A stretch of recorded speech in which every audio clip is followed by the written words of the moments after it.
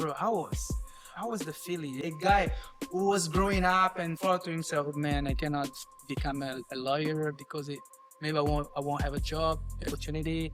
You decide to become a teacher, and then you got a chance to go to National America. How was the feeling? And first of all, how did you get this opportunity?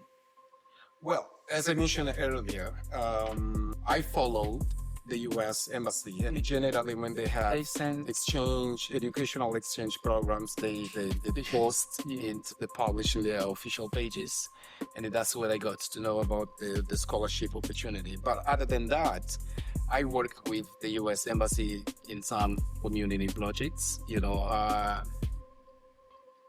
Professor Delcy from Lubango and I, and is the lady Joelma, a lady from Kwanzaa Sul. We got a grant to implement a teacher training program in our respective provinces, specifically Benguela, Kwanzaa Sul, and Willa.